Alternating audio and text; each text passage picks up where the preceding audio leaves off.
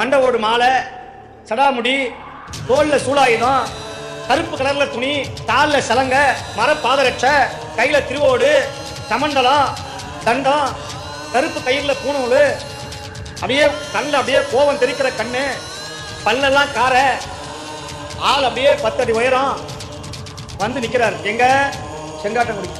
சிறுத்தொண்டர் போறார். சுவாமி, எங்க வீட்டுக்கு வந்து ஒருவேளை சாப்பாடு சாப்பிடுங்க சாமி, அன்னம்பாளிப்பு செய்யுங்க சுவாமி. எம்மை உன்னால் இனிது ஊட்ட முடியாது அப்பனே, எனக்கு உங்களுக்கு சாப்பாடு போட முடியாதுடா. போ போ போ. சுவாமி, நான் ஒரு நாளைக்கு ஒரு சிவனடியாருக்கு சாப்பாடு போடலன்னா என் உயிரை விட தவிர வேற ஒண்ணுமே. என்னுடைய கொள்கை ஒரு சிவனடியாருக்கு ஒருவேளை சோறு போடணும் சுவாமி.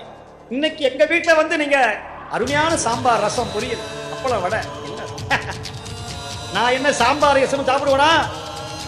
நான் சாப்பிடுவதெல்லாம் வேற சாமி. வேற என்ன வேணும்? நான் சாப்பிடுறது எப்ப தெரியுமா? 6 மாதம் ஒரு தடவை சாப்பிடுவேன்.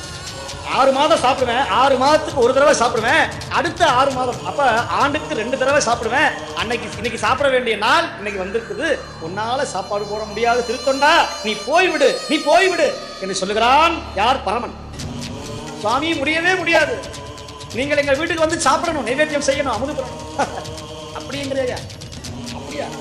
சரி, என்னால் உன்னை பரிந்து இனிது ஊட்ட முடியாது. முடியும். நீங்க என்ன சாப்பிடுவீங்க? நான் சாப்பிடுவதோ பசு மாமிசம். பசு மாமிசம். சாமி, எங்க வீட்டில் நிறைய மாடு இருக்கு, எருமை மாடு இருக்கு, ஆடு இருக்கு சாமி. வா. பசு என்றால் அந்த பசு அல்ல, நரப்பசு. நர என்றால் மனுஷன். நான் சாப்பிடுவது மனித மாமிசம். அப்பா சுவாமி, நீங்க காப்பாடுகிறா? ஆமா. நீ நினைக்கிற மாதிரி முருங்கைக்காயோ கத்திரிக்காயோ சாப்பிடுறது இல்ல, மனுஷன் எலும்பை சாப்பிடுவது. அது முடியுமா உன்னால்? ஓம் நம சிவாய. பெருமானே, செங்காட்டங்குடி பெருமானே, இதுவும் உன் சோதனையா? சரி சாமி, முடியும். சரி, நான் செய்யறேன். நில்லு நில்லு, எங்க போற? நில்லு, வா. சிறுத்தொண்டா, இங்கே வா. இன்னும் சொல்லி முடிக்கல, லிஸ்ட் நிறைய இருக்கு. நான் சாப்பிடக்கூடிய நரமாமிசமும் 5 வயது பிள்ளையாக இருக்கணும். 5 வயது குழந்தையாக இருக்கணும். அப்பா கேட்டுக்கோ. அந்த பிள்ளையும் குலத்துக்கு ஒரு மகனா இருக்கணும். அவனுக்கு தம்பியோ அண்ணனோ இருக்கக்கூடாது, தங்கையோ அக்காவோ இருக்கக்கூடாது. அவன் ஒரு பிள்ளையா இருக்கும் சுவாமி. அப்புறம் அவன் உடம்புல மச்சம், மருவு, அங்கஹீனம் எதுவும் இருக்கக்கூடாது. அவன் உடம்புல காயம் இருக்கக்கூடாது சுவாமி. அப்புறம் இன்னொன்னு கேளு, அந்த குழந்தையை நீ சமைக்கும் பொழுது அந்த குழந்தைய அழக்கூடாது சுவாமி. அப்புறம் அம்மா பிடிக்கணும், அப்பா அறுக்கணும். அதை நீங்களே சமையல் செய்து போடும். இதுவும் ஒரு சோதனையா?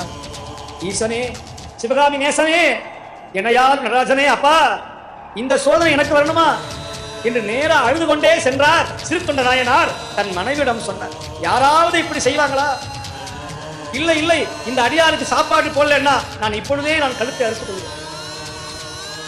என் கணவன் போனா என் பிள்ளை நானும் செத்து போவோம். அப்ப கணவனுக்காக இந்த தொண்டை செய்யணும்னு செய்யமணியே சீராளா, வீட்டுக்கு வாப்பா. அந்த குழந்தைய கையில எடுத்தா கூட தீட்டு வந்துருமோன்னு நினைச்சு தோல்ல எடுத்து கொண்டு வந்தாராம். இப்படி கோயிலுக்கு நேர்ந்து விட்ட ஆட்டை தொடாமல் வருவாங்களோ அந்த மாதிரி தோல்ல கொண்டு வந்தாராம் சிறுத்தொண்டை.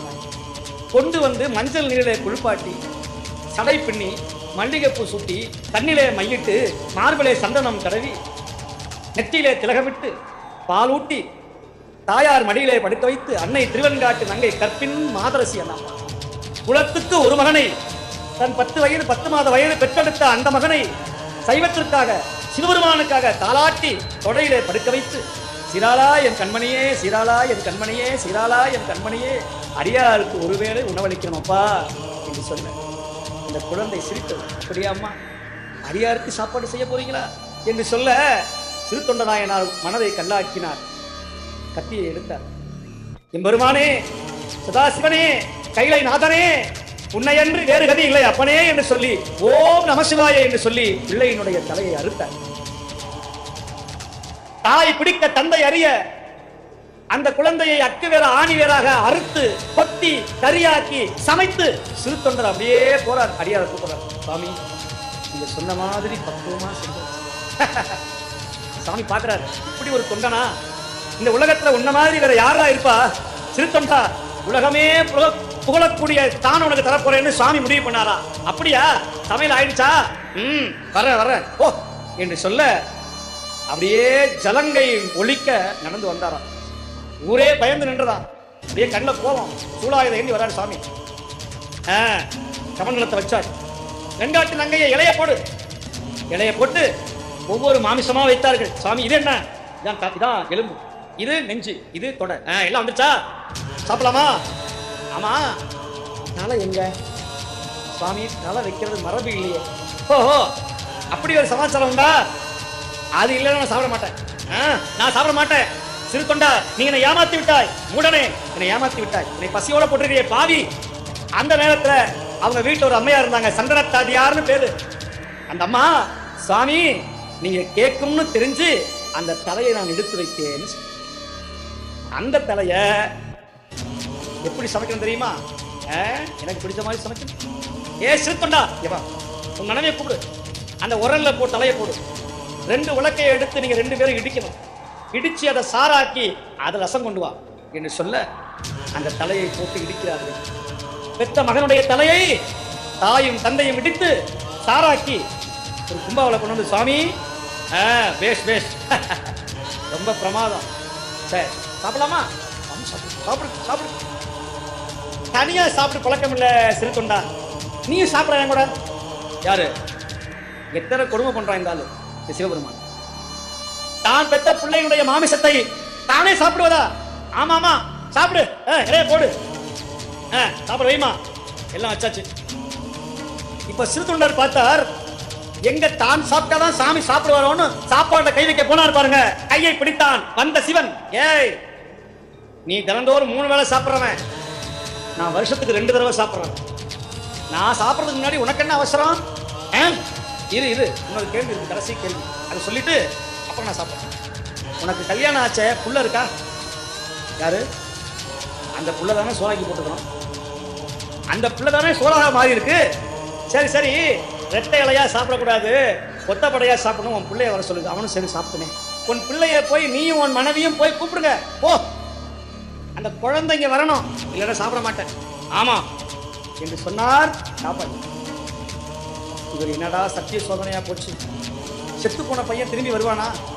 சரி, இவருடைய ஆசைக்காவது நான் வீதிக்கு போய், மனைவி வா, 2 பேரும் போய் கூப்பிடுவோம், அப்புறம் சாமி பார்த்துக்குவார் சொல்லி 2 பேரும் வாசல். செய்ய மணியே சீராளா, செய்ய மணியே சீராளா, சிவனடியார் உடன் முன்ன அழைக்கின்றார். சிவனடியார் முன்ன அழைக்கின்றார். வாராய் என் கண்மணியே, வாராய் என் கண்மணியே. சிறு தொண்டார் அழைக்கிறார். சீராளா சீராளா. இவர் சீராளா சீராளான்னு கூப்பிட கூப்பிட இலையில இருக்கிற ஒவ்வொரு மாமிசமாக மறைந்தது. எலும்பு மறைந்தது, துடைக்கறி மறைந்தது, தலை மறைந்தது, கால் கறி மறைந்தது, இலை மறைந்தது. வந்திருக்கிற காபாலியும் மறைந்தான். குழந்தை, 5 வயசு குழந்தை முழு குழந்தையாக ஓடி வந்தது. அந்த தூரத்துல அப்பா அப்படி வந்தது. அந்த பிள்ளைய அப்படியே தூக்கிக்கிட்டு உள்ள வந்தார் பாருங்க. வந்த இடத்துல காபாலியனை காணோம், இலையை காணோம். வீதிக்கு வந்து பார்த்தா அப்படியே வானத்துல கோபுரம் பக்கத்துல வெள்ளவெளேன்னு விட மேல விடாமுடியோட சூடாயுதம் ஏற்றி அம்மையும் அப்பனுமாக பெருமான் காட்சி கொடுத்தார். சிறு தொண்டா, சாமி பேசுறார். உன்னை போல ஒரு தொண்டன் இந்த உலகத்துல வேற யாராவது உண்டா? கட்டிய மனைவி இழப்பான், இன்னொரு கல்யாணம் பண்ணிக்குவான். ஆனா ஒரு பிள்ளை போனாலும் உயிரை விட்டார். புத்திர சோகம் மோசமான சோகம். கணவன் இல்லாம மனைவி வாழ முடியும், மனைவி இல்லாம கணவன் வாழ முடியும், பிள்ளைங்க இல்லாம செத்து போன வளர்த்தப்பட போயிடுச்சுன்னா அந்த குடும்பம் தாங்கவே முடியாது. உலகத்திலேயே மிகப்பெரிய சோகம் புத்திர சோகம். அதனாலதான் அந்த காலத்துல 2-3 குழந்தைய பெற்று வைப்பான். ஒண்ணு இல்லைன்னா ஒண்ணு. அதனால குழந்தைங்களை பாதுகாப்போட வாழ வைக்கணும் அப்படின்னு இப்ப சுவாமி என்ன சொல்றாரு தெரியுமா?